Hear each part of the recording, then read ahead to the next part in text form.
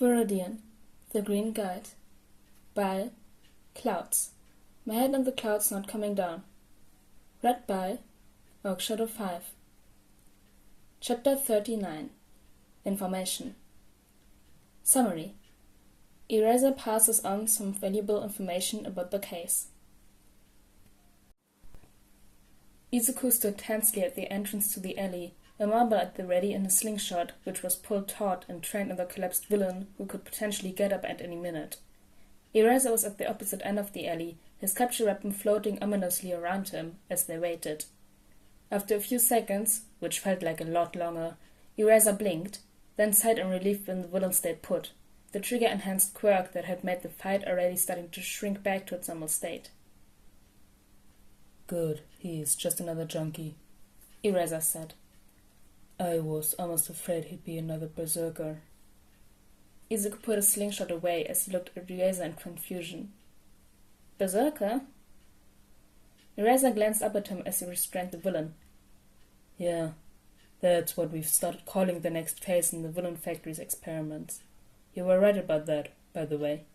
That villain you helped apprehend the other day, Hamazaki, wasn't a next-level villain. He was whatever comes after. A berserker. Oh, Izuku said quietly. He hadn't wanted to be right about that, especially not after seeing the distraction that him being right caused, and how miserably the poor villain must be. So, you think there's going to be more of them? Eraser sighed. That's the way the Villain Factory works. We'll probably see at least a few of these guys, then they'll go dormant for a few months or even years like last time, before moving on to the next phase of their experiment. God only knows what they're actually trying to accomplish with all this. Most likely some type of super soldier. Izuku had been thinking about it more and more ever since Hamazaki had been recaptured. With many powerful heroes like All Might out there, most villains' best bet was to run and hide like the such villain had when it attacked him. If enough people had permanently strengthened quirks, however, they might even be able to give the number one hero a run for his money, even without his secret weakness. I'm assuming that Hamazaki's alterations were permanent? Eraser nodded. That was the main difference, actually. All the next-level villains eventually powered down once the trigger was out of their system, but he didn't even have any trigger in him to begin with. The rage didn't fade either, hence Berserkers. Then they're probably getting closer, Izuku said. Did you guys ever figure out why he was so angry? The doctor said it was something to do with his brain attacking itself or something. Eraser looked frustrated as he stood. The rage center was the only part that hadn't been turned into Swiss cheese. An autoimmune response? Izuku frowned. But the experiments didn't trigger that in the next level villains, did they? Nope. Eraser clenched his fists. Besides the extra mutative aspects, they were fine. So, something new was introduced. Izuku muttered, then looked up at Eraser, embarrassed. I mean, obviously, since it was a new experiment, but, It's fine, kid. Eraser had tucked his chin into his capture scarf, so Izuku couldn't see his expression clearly, but he didn't sound mad, so that was good. Izuku waited a long moment for Eraser to continue, but he'd apparently said all he wanted to say, so Izuku figured he may as well ask a question that had been bothering him. So, how did Hamazaki escape custody anyway? I thought he was arrested. He didn't escape. He was kidnapped right when we were starting to get somewhere with the interrogation. Eraser growled.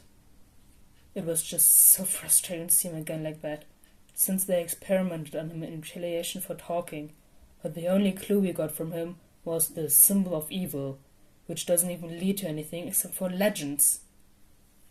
Eraser's eyes widened momentarily, as he seemed to remember he was talking to a vigilante who was still a child.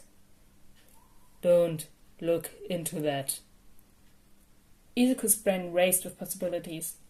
He felt like he'd heard that phrase somewhere before, probably on one of the various hero forums he browsed, but it was a pretty ominous moniker, especially with the way it played off the symbol of peace. If the person behind the Villain Factory was trying to be unequal to All Might, it would make sense why he was trying to create an army of super soldiers. So then... I mean it, Viridian. Don't look into that. Eraser sighed. Who am I kidding? You're a suicidal teenager. Of course you're going to look into it. I don't even know why I'd try. At least you're trying to protect me. Izuku shrugged. I don't think anyone else really cared enough to try, except Mom, of course. So, the symbol of evil?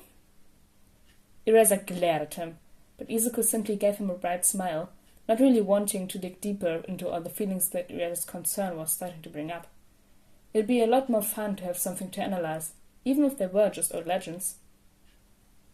We're going to talk more about that later, Eraser said sternly. Sure thing, Eraser.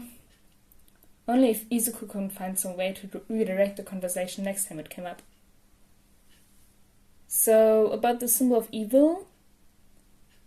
Eraser glared at him for another moment before giving in. Fine. From what little I could find, it seems like it was a nickname for some guy who went by the name All For One back at the dawn of Quirks. I don't think the legends are accurate, though, since according to the stories, All For One could give and take other people's quirks. If that were true, it would change everything we knew about quirks, Izuku muttered. So it can't be true, but maybe they're trying to use a drug to produce that effect. It might explain the autoimmune response. If they were trying to introduce a new quirk, then of course the body would attack it, but then why did Hamasaki's quirk just get stronger? Of course you instantly start analyzing, problem child. Izuku couldn't see Eraser's eyes, but he was 98% certain he was rolling them. Promise me, you won't chase any leads on your own, Viridian. That's what official heroes are for. Okay, kid? Izuku nodded frantically. I would never do that. If the symbol of evil is really behind the villain factory, then I'd just mess everything up if I went after him alone. Eraser sighed. Good enough. Now get going, kid. And don't die. Shota watched as the problem child jumped away over the rooftops. His parkour is still a little sloppy, but still amazing considering that he'd only been doing it a few months. The kid went at everything with so much dedication. It was just a shame he couldn't direct that passion towards something that didn't double as a suicide plan. Why couldn't he direct it toward becoming an actual hero? Shota was sure that Nezu would kill to get his paws on an analysis quirk like Viridian's. Maybe he could convince the kid to try for UA. They could probably make an exception for the age requirements if Viridian had already entered high school, and they might be able to get the kid some counseling while they were at it. He regretted telling the kid about the symbol of evil, but sometimes it was hard to remember that Viridian was a kid playing vigilante instead of an adult hero, especially since he was just as involved in the trigger case now as any of the real heroes were. Once the hint had slipped out, Shota knew that the kid would attack it like a dog would chew a bone. So at least if he told Viridian the basics, it'd keep him from turning to the dark parts of the internet to find them. It was probably the safest course of action, considering that the problem child was perfectly capable of accessing everywhere on the internet that he wasn't supposed to if he was able to hack into the hero's secure comm system. Well, at least they'd be able to use Viridian's expertise in the case. The kid was amazing at analyzing quirks, which would be necessary if there was any truth at all to the Over One legends. Not that Shota expected there would be. Still, if there were going to be more Berserkers, Viridian's ability to analyze their quirks could make the difference between a successful capture and an escape. And maybe if he stayed alive to help them, eventually Shota could give him something else to live for.